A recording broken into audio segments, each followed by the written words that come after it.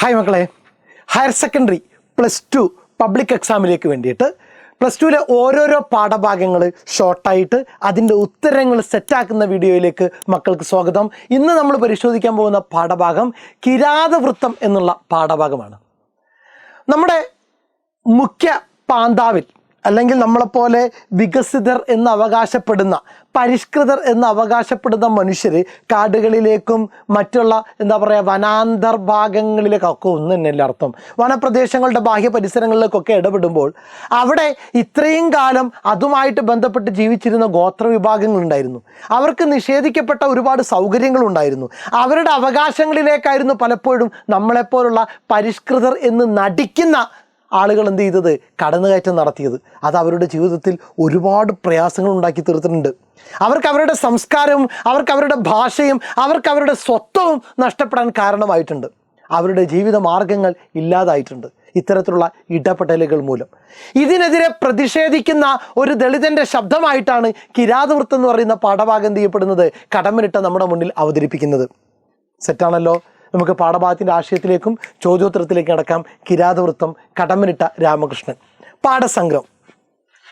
തൻ്റെ ആവാസ വ്യവസ്ഥയെ, തൻ്റെ ജീവിത ചുറ്റുപാടിനെ തകർത്തവരോടുള്ള കാട്ടാളൻ്റെ പ്രതിഷേധത്തെ, കാടാളുന്നവനാണ് ആര്, കാട്ടാളൻ. കാട്ടിൽ താമസിക്കുന്നവനാണ് ആര്, കാട്ടാളൻ.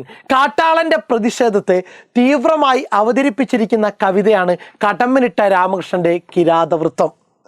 കാടിൻ്റെ പ്രകൃതിയുടെ മകനാണ് കാട്ടാളൻ. അവൻ്റെ കോപവും പ്രതിഷേധവും ഗോത്ര സൗന്ദര്യ സങ്കല്പത്തോട് ചേർന്ന് നിൽക്കുന്ന ദൃശ്യബിംബങ്ങളിൽ കവി സന്നിവേശിപ്പിച്ചിരിക്കുന്നു. ദ്രാവിഡ തനിമയുള്ള ഭാഷയാണ് ഉപയോഗിക്കുന്നത്. പടയണി പോലെയുള്ള ദൃശ്യ കലാരൂപങ്ങളിലെ വായ്ത്താരിയിൽ നിന്ന് ജനിച്ച താളക്രമങ്ങളിലേക്ക് കവിത സംക്രമിക്കുന്നു. മലയും കാടും കവിതയിലെ പ്രകൃതിയിടങ്ങളാവുകയും അവയുടെ നഷ്ടം കവിതയുടെ ഭാവപരിസരങ്ങളാവുകയും ചെയ്യുന്നു. നോക്കുക, നോമ്പ് നോറ്റ് കിടന്ന ഈറ്റപ്പുലിയിലാണ് കവിത ആരംഭിക്കുന്നത്. വാത്സല്യത്തിൻ്റെയും സംരക്ഷണത്തിൻ്റെയും വന്യമായ മാതൃബിംബമാണ് ഈ നോമ്പ് നോറ്റ് കിടക്കുന്ന ഈറ്റപ്പുലി എന്നത്. കുഞ്ഞിൻ്റെ സംരക്ഷണ ബാധ്യതയുള്ള അമ്മയുടെ രൗദ്രഭാവമാണ് പുലിയുടേത്, അല്ലേ? ഒരു കുഞ്ഞിനെ സംരക്ഷിക്കുന്ന ഏത് മൃഗങ്ങളുമാകട്ടെ, അതിനടുത്തേക്ക് നമ്മൾ ചെന്ന് കഴിഞ്ഞാൽ കുഞ്ഞിനെ ആക്രമിക്കാനാണെന്ന് കരുതിയിട്ട് ഏത് ദുരിതാവസ്ഥയിൽ നിൽക്കുന്ന മൃഗമാണെങ്കിലും നമുക്ക് എന്ത് ചെയ്യും, ആഞ്ഞടിക്കും. നശിപ്പിക്കപ്പെട്ട ആവാസ വ്യവസ്ഥയിൽ നെഞ്ചു നീറി നിൽക്കുന്ന കാട്ടാളൻ്റെ ഉള്ളിലെ അടങ്ങാത്ത പകയാണ് കണ്ണിലെ ഈറ്റപ്പുലിയായും വളഞ്ഞപുരികത്തിലെ കരിമൂർഖനായും കവി കൽപ്പിക്കുന്നത്. ആവാസ വ്യവസ്ഥയിൽ നെഞ്ചു നീറി നിൽക്കുന്ന കാട്ടാളൻ്റെ ഉള്ളിലെ അടങ്ങാത്ത പകയാണ് കണ്ണിലെ ഈറ്റപ്പുലി എന്നും വളഞ്ഞപുരികത്തിലെ കരിമൂർഖൻ എന്നും ഇവിടെ കവി കൽപ്പിച്ചിരിക്കുന്നത്.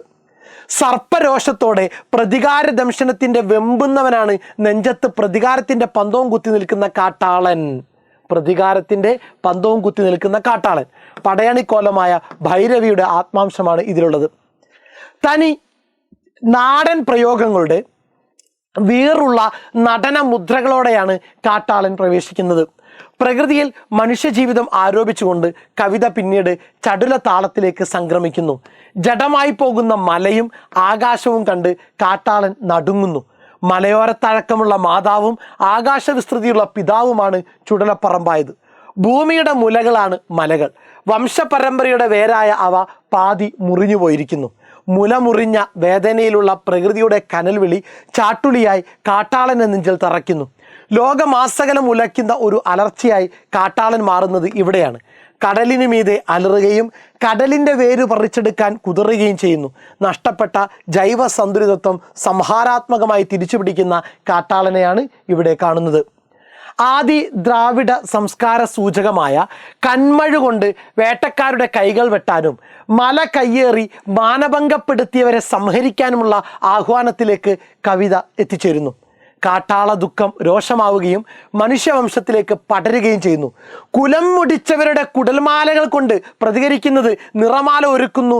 മത്താടി മയങ്ങിയ ശക്തികൾക്ക് നേരെ കാട്ടാളൻ തൻ്റെ പ്രാണഞരമ്പുകളെ ഞാണാക്കി മാറ്റി ഇടിമിന്നൽ കൊടി ഒടിച്ച് അമ്പുകളാക്കി വില്ലു ഉലയ്ക്കുന്നു. കവിതയുടെ അവസാനത്തിൽ ഈറനണിഞ്ഞ ഈറ്റപ്പുലിയുടെ കണ്ണുകൾ അതിതീക്ഷ്ണമാകുന്നു. രൗദ്രം പ്രകടമാകുന്നു. നട്ടെല്ല് നിവർത്തി എഴുന്നേറ്റ് നിന്ന് കാട്ടാളൻ കർമ്മോത്സുകനാകുന്നു. ചരിത്രത്തിൽ നിന്നും പാരമ്പര്യത്തിൽ നിന്നും സ്വാംശീകരിച്ച ഊർജം ഉൾക്കൊണ്ടുകൊണ്ട് മഴയിലേക്കും വേരുകളിലേക്കും സൂര്യകിരണത്തിലേക്കും കാട്ടാളൻ തിരിച്ചെത്തുന്നു. ഉർവരതയുടെ വസന്തകാലം തെളിയുന്നു. ബാഹ്യശക്തികളുടെ ആക്രമണ ഭീഷണിക്ക് മുമ്പിൽ കാലിടറാതെ സ്വന്തം സമൂഹത്തിൻ്റെ രക്ഷക്കായി സർവ്വശക്തിയും ഉപയോഗിച്ച് നേരിടാൻ തയ്യാറാകുന്ന ഗോത്രത്തലവനായിട്ട് കാട്ടാളൻ മാറുന്നു. പ്രതികരണശേഷിയുള്ള കഥാപാത്രമായിട്ട് ആര് മാറുന്നു? കാട്ടാളന്മാർ മാറുന്നു. നോക്കുക, അലകടലിൻ വേരുപറിക്കാൻ കുതറി കാട്ടാളൻ. ഈ വരിയിൽ തെളിയുന്ന ഭാവം എന്തെന്ന് വിശദീകരിക്കുക. 4 മാർക്കിൻ്റെ ചോദ്യമാണ്. നശിപ്പിക്കപ്പെട്ടു പോയ ആവാസ വ്യവസ്ഥയിൽ നെഞ്ചു നീറി നിൽക്കുന്ന കാട്ടാളനെ അവതരിപ്പിക്കുന്ന കവിതയാണ് കടമ്മനിട്ട രാമകൃഷ്ണന്റെ കിരാതവൃത്തം. ഒന്നുകൂടി സെറ്റാക്കുക. നശിപ്പിക്കപ്പെട്ടു പോയ ആവാസ വ്യവസ്ഥയിൽ നെഞ്ചു നീറി നിൽക്കുന്ന കാട്ടാളനെ അവതരിപ്പിക്കുന്ന കവിതയാണ് കടമ്മനിട്ട രാമകൃഷ്ണന്റെ കിരാതവൃത്തം. പ്രകൃതിയുടെ കനൽവിളി നെഞ്ചിൽ തറയ്ക്കുമ്പോൾ കാട്ടാളനിൽ പ്രതികാരമുണരുന്നു.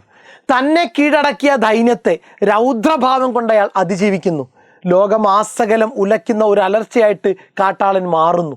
പ്രളയത്തിലൂടെ കരയിലെ മാമരങ്ങൾ കടപുഴക്കെറിയാനുള്ള ശേഷി കാടിനുണ്ട്, അലറാനുള്ള ശേഷി കടലിനുമുണ്ട്. ഇവിടെ കാട്ടാളൻ കടലിനു മീതെ അലറുകയും കടലിൻ്റെ വേരു പറിച്ചെടുക്കാൻ കുതിറുകയും ചെയ്യുന്നു. നാട്ടാളനാൽ നശിപ്പിക്കപ്പെട്ട ആവാസ വ്യവസ്ഥയെ സംഹാരാത്മകമായി തിരിച്ചു പിടിക്കുന്നവൻ്റെ അടക്കി നിർത്താനാവാത്ത വീരഭാവമാണ് ഈ വരികളിൽ പ്രകടമാകുന്നത്. മുലപാതി മുറിഞ്ഞവളാറ്റിൻ കരയിൽ കനലായി വിളിപ്പു. പരിസ്ഥിതി നാശത്തെക്കുറിച്ചുള്ള ഈ വരികളിലെ സൂചന വ്യക്തമാക്കുക. 4 മാർക്കിൻ്റെ ചോദ്യം.